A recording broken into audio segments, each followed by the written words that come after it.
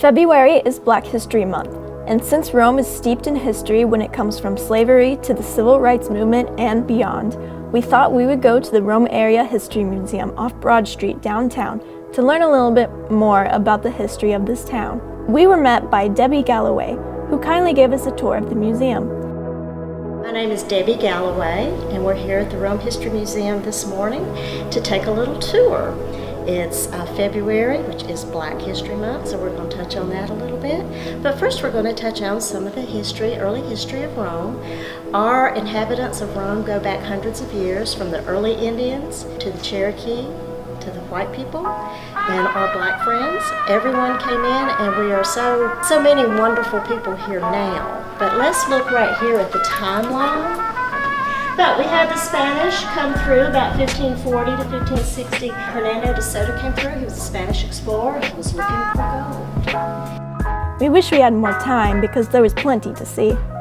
We learned that many of the European settlers were drawn to what they called the Black Belt, called so because the soil was so fertile where the rivers met that it was richly dark. The planters brought or bought slaves with them to cultivate the land. We saw an old record book of how much a slave was valued at around this time in Floyd County. Rome was a major target for Sherman during the Civil War because of the foundries and mills where cannons, rails for the railroads, and other iron goods were manufactured. So much of Rome was devastated after the Civil War.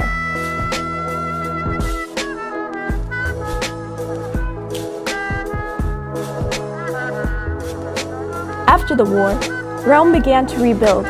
Slaves were free, but schools were segregated, and funding so tight the school sessions were shorter.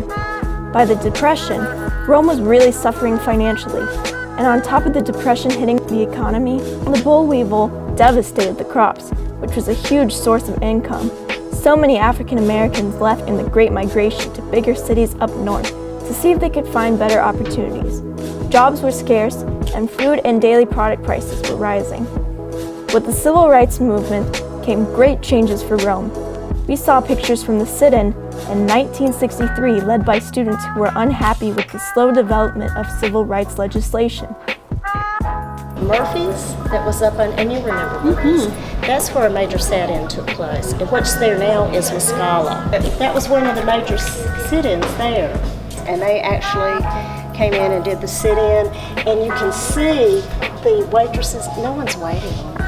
They just kind of turn their backs on them. I guess call the police or something, I don't know. But this is the kind of thing that went on. I mean, they would peaceably protest, but they would, I call that manhandling, and just drag them off. And I don't understand that.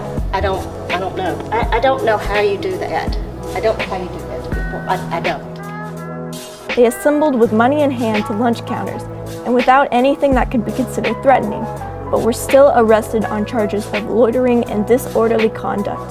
They were put in jail with little to eat, and police turned down opportunities for family to bring them food. Additionally, they cranked up the AC and left the windows open to try to break the students' spirits. 62 were arrested.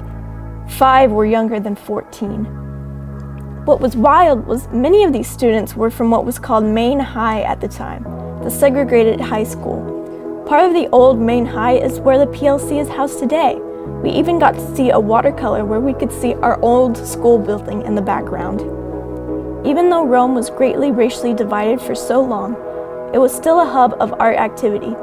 Miss Galloway showed us famous celebrities who performed here, especially during the Chitlin circuit. I don't know if y'all have ever heard of the Chitlin circuit that was here in Rome. Chitlin circuit.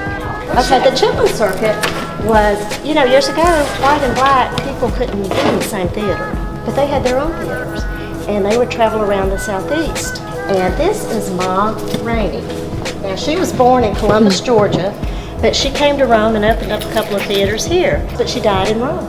So some of these people that, I don't know if y'all have ever heard of them, but I have, that came to Rome just amazes me. Jimi Hendrix, James Brown came to Rome. Younger, I remember people talking about the Supremes came.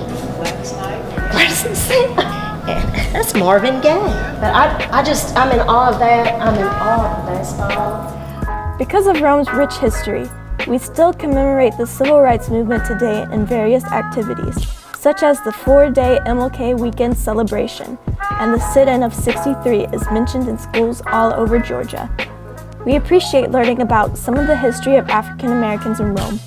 But Rome, the museum could use some more exhibit pieces to reflect this history. From we students to you viewers, do you have a piece of Rome's history that could be featured? Thank you, Ms. Galloway, for showing us around.